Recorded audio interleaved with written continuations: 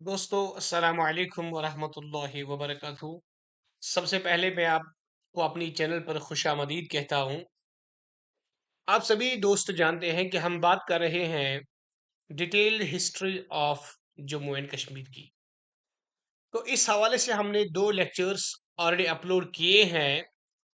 तो इन दो लेक्चर्स में हमने बात की है देवा डायनास्टी तक। तो आज हम बात करेंगे मुस्लिम रूल इन कश्मीर यानी शाह मीरी डायनास्टी की हम बात करेंगे। लेकिन ये लेक्चर तो थोड़ा लंबा ही होने वाला है क्योंकि इसमें हम सिर्फ एक ही डायनास्टी की अगर बात करें शामिरी डायनास्टी की। लेकिन इसमें जो रूलर्स इसके जो है वो काफ़ी ज़्यादा इम्पोर्टेंट भी है, उनके हवाले से क्वेश्चन पूछे भी जाते हैं। तो लिहाजा आप बिल्कुल इस वीडियो के एंड तक मेरे साथ बने रहिए ताकि हम आज सिर्फ और सिर्फ शाह मीरी डायनास्टी के हवाले से मुकम्मल तौर पर बात करें। लेकिन हमने इस लेक्चर को इस अंदाज से तैयार किया है कि मुझे नहीं लगता कि कोई भी क्वेश्चन अगर एसएसबी पूछे तो फिर वो आपसे छूट जाए इंशाल्लाह। I have prepared this lecture from every angle. मुझे नहीं लगता कि कोई क्वेश्चन इस लिहाज से आपको छूट सकता है। तो आप बिल्कुल मेरे साथ आखिर तक बने रहे। लेकिन इसके साथ साथ अगर आप अभी भी हमारे व्हाट्सएप ग्रुप में शामिल नहीं है तो डिस्क्रिप्शन में दिए गए लिंक पर आप क्लिक करके हमारे व्हाट्सएप ग्रुप में शामिल हो सकते हैं। तो इसके साथ साथ अगर आप हमारी चैनल पर पहली बार आए हैं और अगर आपने हमारी चैनल को अभी तक सब्सक्राइब नहीं किया है तो आज ही सब्सक्राइब कीजिए और बेल आइकन को भी दबाना ना भूलें ताकि आने वाले समय में जो भी वीडियोस हम अपलोड करें सबसे पहले आपको उनकी नोटिफिकेशन हासिल हो। तो चलिए हम अपने मौजू की ओर बढ़ते हैं और बात करते हैं शाह मीरी डायनास्टी की। तो पहली बात तो ये है, अगर आपको याद है मैंने इससे पहले भी बोला है कि रिंचन जो है शाहमीरी डायनास्टी से पहले हम रिंचन की बात फिर करते हैं। मैंने कल बोला था आपको कि Rinchen became the first Muslim ruler of Kashmir. अगर आपको याद है यहां भी मैंने इसकी जिक्र किया है। Rinchan but Shahmir is considered as the real founder of Muslim rule in Kashmir. इस बात को आप अभी छोड़िए, रिंचन की और आप अभी बात कीजिए। इसको आप देखिए, जब रिंचन एक प्रिंस लद्दाख था तो उसने फिर हमला किया था। तो उसने फिर हुकूमत को अपने हाथ में लिया। तो फिर इसने चूंकि एम्ब्रेस किया था इस्लाम को कबूल किया था, then he became the first Muslim ruler of Kashmir. लेकिन अब चूंकि शाहमीरी डायनास्टी वजूद में आई है तो हम देखते हैं कि शाहमीरी डायनास्टी से फिर क्या हुआ है। तो सबसे पहली बात जो है आपको ये पता होना चाहिए कि जब शाहमीरी डायनास्टी वजूद में आई तो इसी से यहाँ पे मुस्लिम रूल जो है वो शुरू हुआ है। लिहाजा मैंने इसीलिए यहाँ पे लिखा है मुस्लिम रूल इन कश्मीर। यानी अगर आपको ये सवाल भी पूछा जाए कि किस डायनास्टी से कश्मीर में मुस्लिम रूल शुरू हुआ है तो इसका जो आंसर है वो है शाहमीरी डायनास्टी। और शाहमीरी डायनास्टी का जो रूल रहा है दैट लॉस्टेड फ्रॉम 1339 अप टू 1561, 1339 से लेके 1561 तक शाहमीरी डायनास्टी का रूल रहा है। देखते हैं कि who was the founder of this dynasty. तो this dynasty was founded by Shahmir. ये आप याद रखिएगा, शाहमीर जो है इसी के नाम पे इसको नाम पड़ा है शाहमीरी डायनास्टी। तो Shahmir was the founder of Shahmiri dynasty who himself ruled from 1339 up to 1342। अगरचे इसने बहुत कम ही टाइम पे कम ही टाइम हुकूमत की है, लेकिन इसके नाम से इस डायनास्टी का नाम पड़ा है और यही इस डायनास्टी का फाउंडर है। तो अगरचे उसका नाम शामिर था लेकिन उसने अपना नाम बदलकर उसने अपने नाम के यहाँ एक टाइटल रखा है सुल्तान शमसुद्दीन। ये भी इंपॉर्टेंट है, ये नाम आप बिल्कुल याद रख सकते हैं। तो सुल्तान शमसुद्दीन उसका टाइटल था शाहमीर का, याद रखिएगा। Although Muslim rule in Kashmir started with रिंचाना, बात तो दोबारा वही आई है। रिंचाना जो है, although Muslim rule started with रिंचाना as he was the first Muslim ruler in Kashmir, याद रखिएगा। But the real foundation of Muslim rule जो है, the credit of that goes to Sultan Shamsuddin यानी शाहमीर। तो शाहमीर को actual founder of Muslim rule कहा जाता है, याद रखिएगा, अगरचे फर्स्ट मुस्लिम रूलर रिंचाना था। तो क्या हो गया कि in this period Islam was established in Kashmir. चूंकि अब जब रिंचाना फर्स्ट मुस्लिम रूलर थे, मुसलमान ही थे, तो इस्लाम ही फैलाया होगा। अब चूंकि शाहमीर तो मुसलमान थे ही, और उसके इस डायनास्टी में जितने भी आने वाले यहाँ पे रूलर्स हैं, वो भी मुसलमान ही थे। चाहे हम जैनुल आबदीन की बात करें, हम सुल्तान सिकंदर की बात करें, हम कुतुबुद्दीन की बात करें, शहाबुद्दीन की, और ये सारे रूलर जो है ना वो मुसलमान थे। तो लिहाजा इस दौर में, इस हुकूमत में इस्लाम जो है उसका बोलबाला रहा कहाँ पे? कश्मीर में। तो Shah Mir started Kashmir Sana or Kashmiri era to commemorate the conversion of French to Islam in 300 and 1320। याद रखिएगा ये पॉइंट भी। वैसे ये उतना ज्यादा इंपॉर्टेंट नहीं है, और फिर भी आपके नॉलेज के लिए मैंने इसको यहाँ ये मेंशन किया है। Most important rulers of this period were Sultan Shahabuddin. ये आपको याद रखना होगा, ये क्वेश्चन भी तो बन सकता है कि सुल्तान शहाबुद्दीन जो है उनका ताल्लुक जो है वो किस डायनास्टी से था। मान लीजिए मैं आज एक क्विज सुन रहा था, कौन बनेगा करोड़पति का।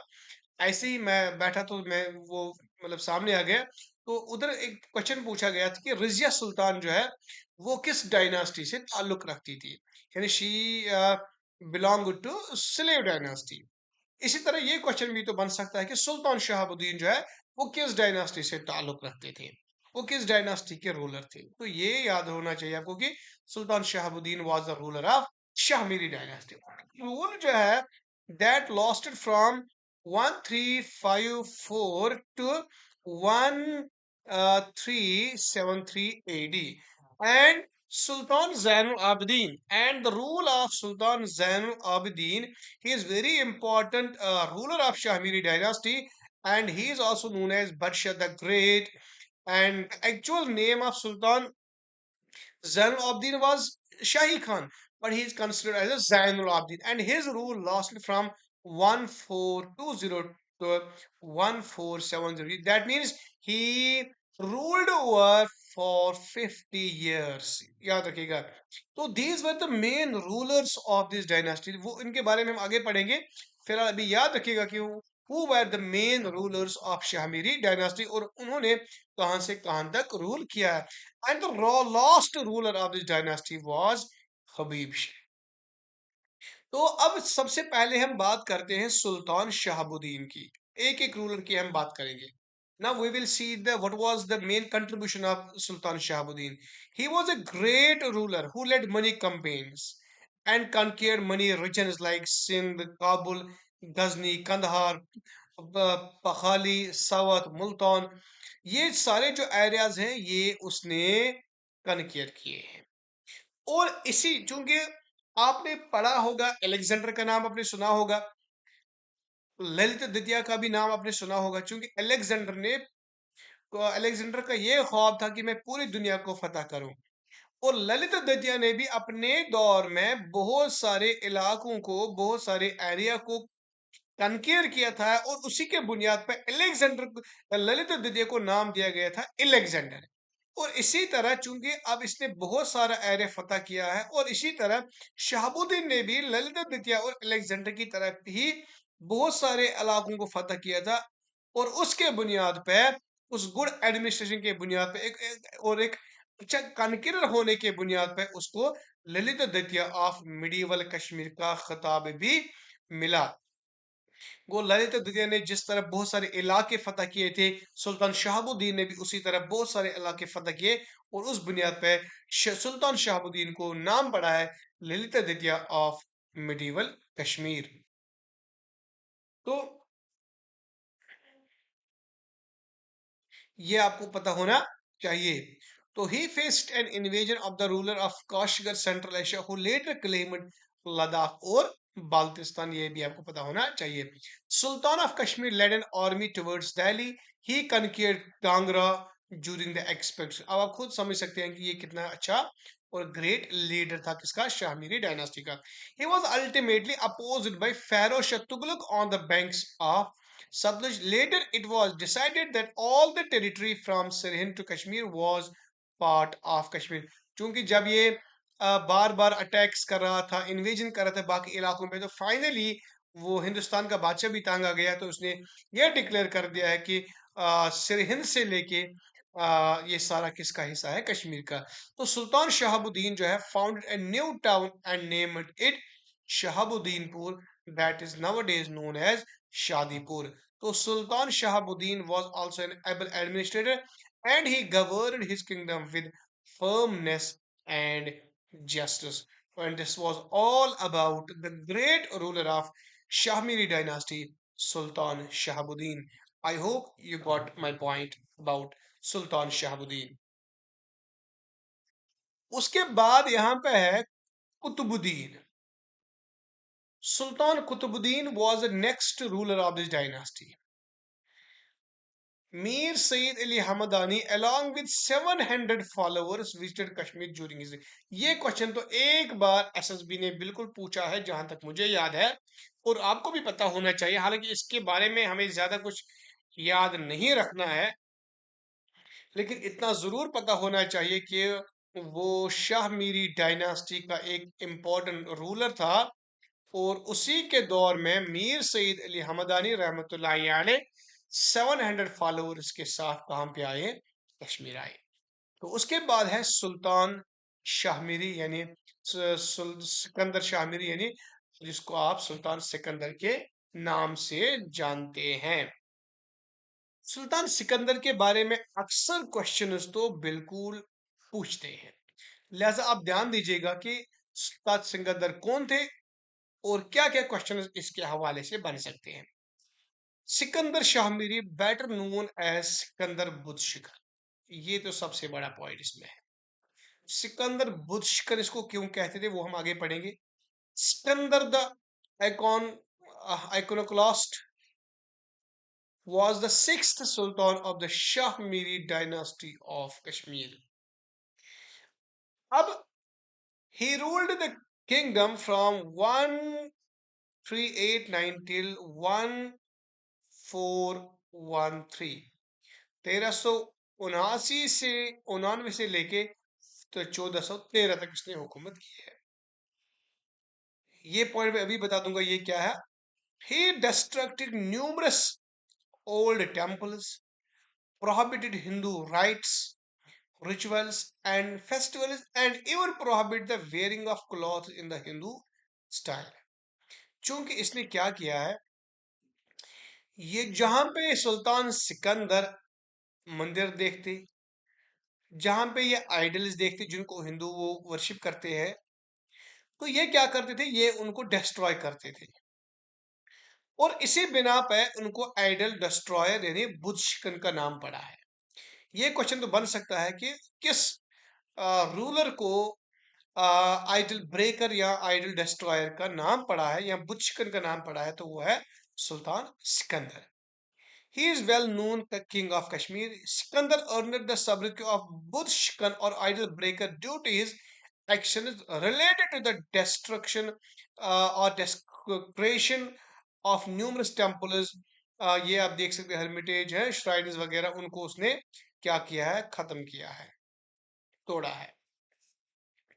तो उनका ये काम था कि जहां पे अभी वो हिंदू श्राइन्स वगैरह देखते, तो वो उनको डिस्ट्रक्ट करते, और इसी बुनियाद पे उसको नाम पड़ा है आइडल ब्रेकर। सुल्तान बुद्ध शिकन इम्पोज जजिया, उसने एक पोल टैक्स भी इंप्लीमेंट किया, jizya equal to 4 tolas of silver on the Hindus. ये भी आप याद रखिएगा, ये सवाल आ सकता है कि किसने जजिया जो है, पोल टैक्स जो है वो इंप्लीमेंट किया है, और लेटर ऑन हम देखेंगे कि जैनुल आबिदीन ने फिर इसको खत्म किया है, उसने इसको एबॉलिश किया है। हालांकि बाप ने इसको इंप्लीमेंट किया था और बेटे ने फिर इसको एबॉलिश किया है, लेकिन फिलहाल यहाँ सवाल बनता है कि जजिया पोल टैक्स जो है वो किसने लागू किया था, तो ये किया था सुल्तान सिकंदर ने। He abolished the custom sati among the Hindus he is famously known as the Aurangzeb of Kashmir. और ऐसा कहा जाता है कि जो औरंगजेब ने हिंदुस्तान में किया है वह तो वैसा ही बिल्कुल किया है सुल्तान सिकंदर ने, कहां पे? कश्मीर में।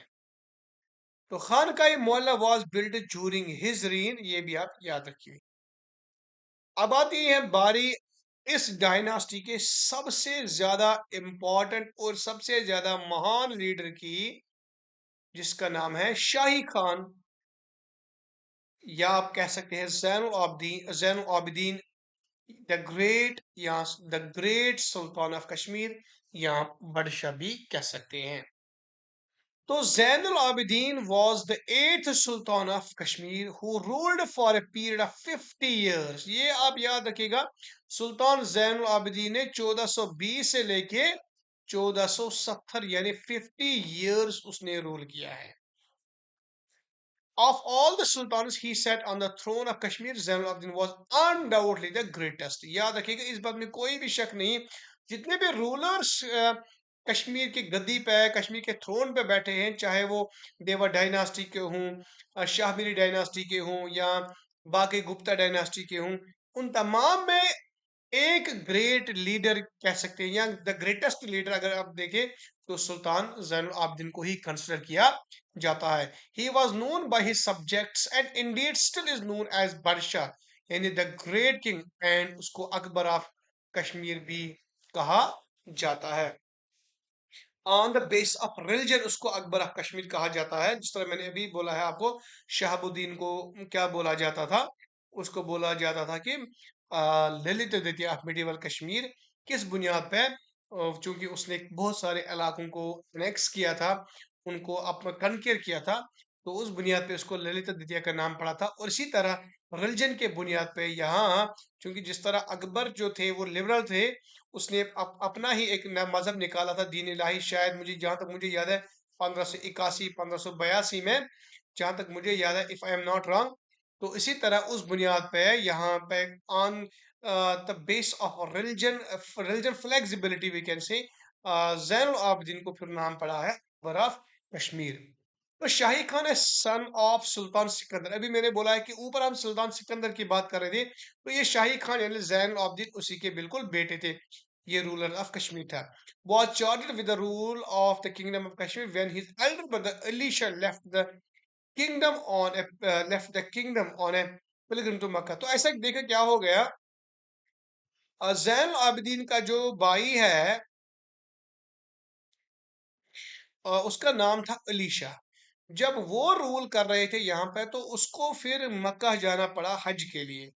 अब चूंकि हज करने के लिए जब उसको जाना पड़ा, तो किसी को यहाँ पे जिम्मेदारी सौंपनी थी, लिहाजा उसने अपना ताज उठा उठा के किस पे रख दिया? अपने छोटे भाई यानी जैनुल आबिदीन के सिर पर रख दिया। तो जिससे जैनुल आबिदीन फिर बादशाह बन गए हैं किसका? कश्मीर का। It was at this time that Alisha. और याद रखिएगा, अगर ये सवाल भी पूछा जाए कि जैनुल आबिदीन को किसने ये टाइटल दिया था, ये आप पढ़िए। इसी समय जब जब अली शाह ने अपने छोटे भाई जैनुल आबिदीन के सर पर ये ताज रखा, तो उसी वक्त इसी अली शाह ने बड़े भाई ने शाही खान को क्या टाइटल दिया था? जैनुल आबिदीन। ये आप याद रखिएगा, ये बहुत इंपॉर्टेंट पॉइंट है। He was a great Muslim ruler who, with the help of his huge army, reconquered Punjab, Western Tibet, Ladakh, Balti region, and Kulu. He had a cordial relations with rulers of Makkah, Jilan, Egypt, Gwalior। तो यानी ये चूंकि ये liberal mind के थे, लिहाजा हर और अच्छे इंसान भी थे, तो हर किसी इलाके के बादशाह से उनका अच्छा रिश्ता रहा है। He opened a royal kitchen for Hindu pilgrims at Renavari, which is known as, ये भी क्वेश्चन एक बार एसएसबी ने बहुत लगभग 5 8 साल पहले, ये जोगी लंकर जो है ये किस बादशाह ने ओपन किया था? He built a new city called Naushahar। तो किसने बनाया? इसी जैनुल आबिदीन ने बनाया। He also founded the town of Zainapur, Zainakot and Zangir। ये टाउन इसने बनाए हैं। He built the first wooden bridge at Srinagar that's nowadays called as Zankadal। ये भी आप याद रखिएगा। तो जब अब क्या हो गया कि सुल्तान जैनुल आबिदीन जो है उनकी वफात हो गई है 1470 में, याद रखिएगा। उनने 1420 से लेके हुकूमत की है 1470, 50 साल उसने हुकूमत की है। तो उससे क्या हो गया, जब उनकी वफात हो गई तो उसके वफात के बाद कोई ऐसा लीडर नहीं उठा है जिसकी वजह से ये शाह मीरी डायनास्टी थोड़ी आहिस्ता आहिस्ता डिक्लाइन की ओर चली गई, ये कमजोर होती चली गई है। तो the last rule of this dynasty was Habib Shah who ruled till 1561। तो चूंकि बहुत सारे फिर यहाँ पे आ गए बादशाह, लेकिन वो कमजोर थे, जैनुल आबदीन की तरफ बिल्कुल वो मजबूत नहीं थे। तो फिर आखिर में हबीब शाह लास्ट रूलर इस डायनास्टी के थे, जिन्होंने 1561 तक रूल किया।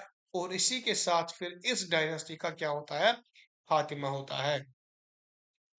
अगर हम सुल्तान जैनुल आबदीन के एजुकेशन की बात करें, तो ये अपने वालिद के बिल्कुल एक फेवरेट सन थे, अपने वालिद का बिल्कुल एक पसंदीदा बच्चा था। लिहाजा उसने अच्छी तालीम हासिल की, चाहे घर की बात करें या कहीं और की बात करें। तो उसने भी फिर चूंकि जब ये उन्होंने खुद अच्छी तालीम हासिल की थी, तो लिहाजा उसने बड़ा इंटरेस्ट लिया है कि कश्मीर में भी तालीम जो है वो आम होनी चाहिए। और इसी बुनियाद पे उसने कुछ मकतबात भी खोले हैं। चाहे हम he open school near his palace in Naushahr and placed it in charge of Mulla Kabir. उसने स्कूल खोले हैं, मकतबात खोले हैं, ट्रांसलेशन सेंटर्स खोले हैं, वो हम आगे पढ़ेंगे। तो खुद भी जो इस स्कूल में जब मुल्ला कबीर लेक्चर दे रहे थे, तो ये खुद शाही खान मुल्ला के लेक्चर सुनने के लिए चले जाते। और सुल्तान जैनुल आबदीन ने बहुत सारे पैसे खर्च किए, ताकि ये उन किताबों पे खर्च किए, कॉलेजों पे खर्च किए हैं, स्कूलों पे खर्च किए, ताकि एजुकेशन जो है वो कश्मीर में आम हो जाए। तो उसने पर्शियन जो है, पर्शियन स्क्रिप्ट जो है और अरबिक स्क्रिप्ट जो है, तो उसने क्या किया है, अब ये Persians Arabic script, Persian script, Arabic script बिल्कुल स्मॉल क्वांटिटी में यहाँ पे थे, लेकिन उसने क्या किया, he therefore sent his agents to India, Persia, Iraq, Turkistan to purchase them. यानी ज्यादा ज्यादा क्वांटिटी में ये पर्शियन स्क्रिप्ट्स और अरबिक स्क्रिप्ट्स यहाँ पे लाए जाए। तो Sanskrit manuscripts were also purchased in large number, and those works which uh, during the reign of Sikandar had been moved to India where by Zain of the efforts brought। तो जो सुल्तान सिकंदर के दौर में इन स्क्रिप्ट्स को यहाँ से लिया गया था, या ज्यादा उन पे ध्यान नहीं दिया गया था, तो फिर जैन आबदीन ने इन सारे स्क्रिप्ट्स को वापस लेकर आए, वो ले आए। और, ताकि उनका खास मकसद यही था कि एजुकेशन जो है वो यहाँ पे आम हो जाए। तो बादशाह जो है, Barsha was not only a patron of learned men, he was himself a scholar and a poet। ये खुद एक सिर्फ एक लर्नड पैट्रन नहीं थे, एक लर्नड मैन नहीं थे, बल्कि खुद एक स्कॉलर भी थे और पोइट भी थे। वो संस्कृत बिल्कुल जानते थे, पर्शियन जानते थे, तिब्बतियन जानते थे। वो कश्मीरी लैंग्वेज, चूंकि Kashmiri was his mother tongue, so in addition to mother tongue he was well versed in Sanskrit language, Persian language and Tibetan language. The sultan is said to have been the author of two books. तो उसने दो books लिखी है, और खुसूसी तौर पर जो इसकी मेन बुक जो एग्जाम में पूछी जाती है वो है शिकायत। ये बुक आप याद रखिएगा, ये बुक किसने लिखी है, ये लिखी है सुल्तान जैन आबिदीन ने। ये क्वेश्चन तो बिल्कुल बन सकता है कि शिकायत बुक को किसने लिखा है। तो many Kashmiri pundits were well versed in Sanskrit, adored his court. Among these may be mentioned some pundits who held a high post in the translation bureau and wrote an account of Zain Abidin's work in his book Zina Charit। तो ये आपको क्या समझना है यहाँ पे, ये भी। तो जैनुल आबदीन के कोर्ट में बहुत सारे जो वेल वर्सेड पंडित थे, वो उसके कोर्ट को एडोर कर रहे थे, उसके कोर्ट की तारीफ ही कर रहे थे। Among these may be mentioned some pundits who held a high post in the translation bureau। तो इनमें कुछ ट्रांसलेशन ब्यूरो में भी काम कर रहे थे, और उन्होंने फिर जैनुल आबदीन के बारे में लिखा है इस बुक में। The patronage of Sultan attracted scholars from various parts of Persia and central Asia into Kashmir. बहुत सारे स्कॉलर्स जो है वो फिर यहाँ आए, जब उन्होंने देखा है यहाँ पे किसको, सुल्तान जैन आबिदीन को, क्योंकि वो सुल्तान से काफी मतलब उनसे अट्रैक्ट हुए थे, तो उनसे मुतासर हुए थे। तो लिहाजा वो पर्शिया और सेंट्रल एशिया से फिर कहाँ आए?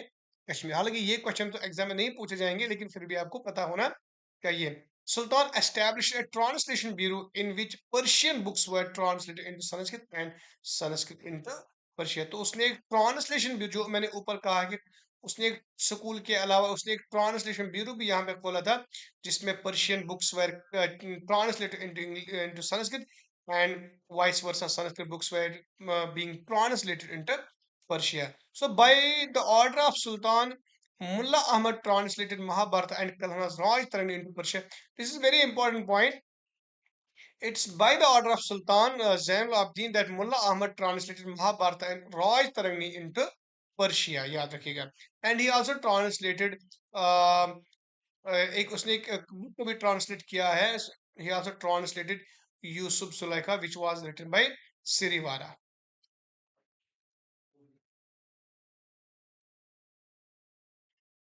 तो अगर हम आर्ट एंड क्राफ्ट की बात करते हैं, Sultan Zain Abidin took great interest in development of arts and crafts.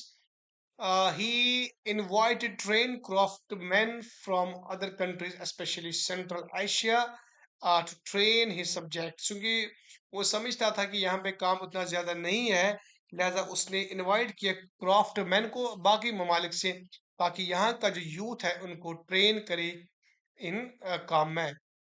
He also introduced art of making pashmina shawl from Tibet. The Sultan introduced wooden architecture and wood carving in Kashmir. उसी ने ये wood carving और wood architecture यहाँ पे शुरू किया है.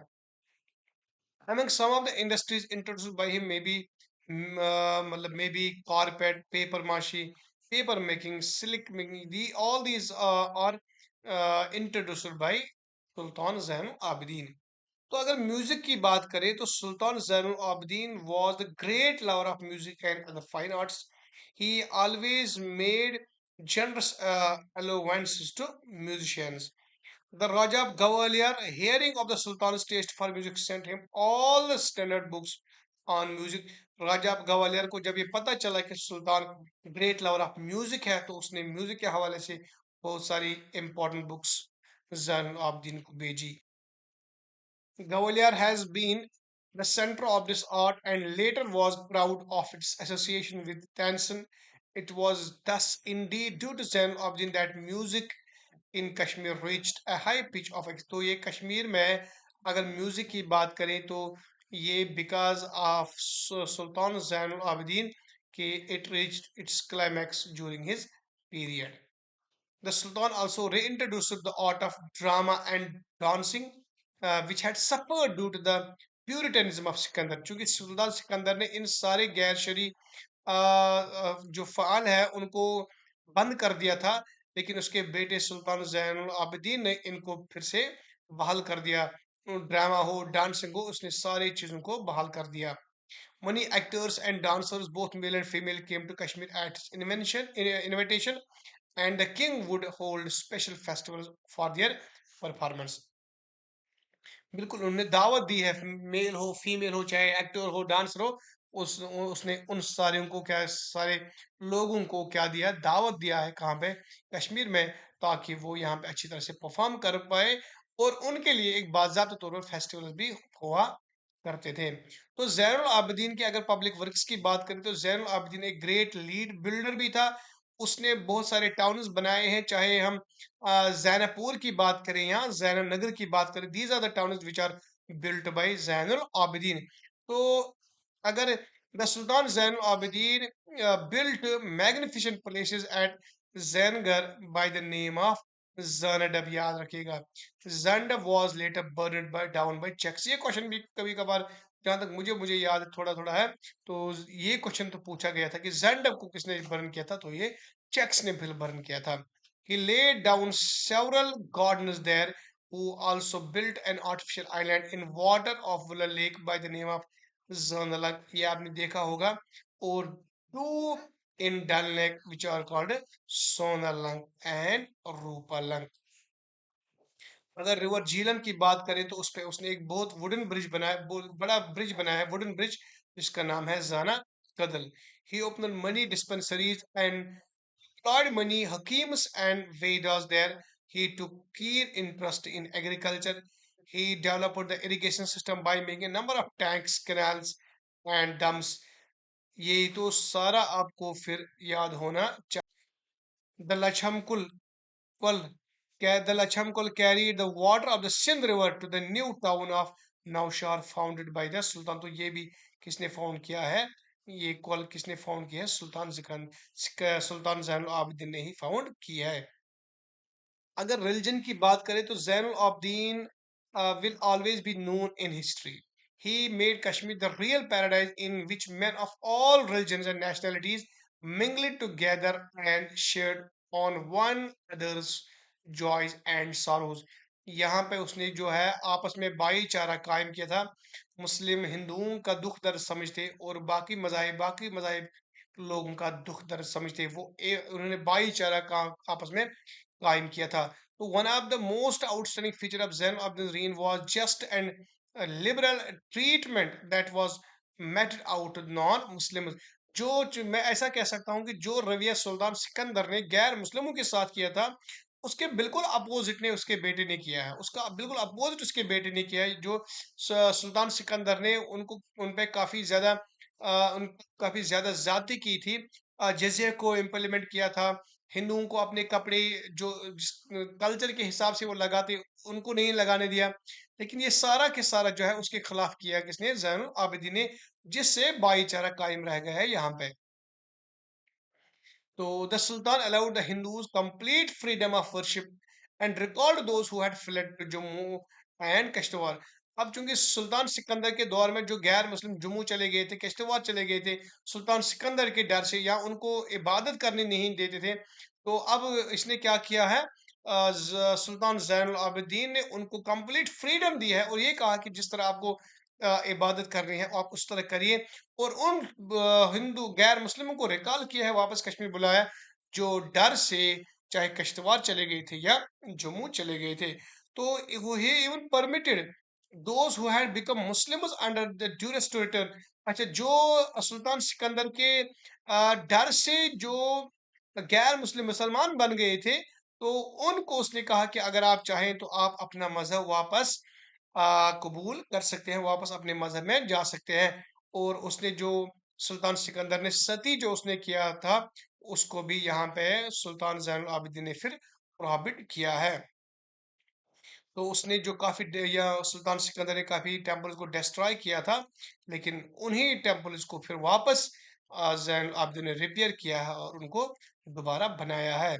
तो उसने he give rent free lands to Brahmans and the temple and did not resume the grants made in the time of Raja.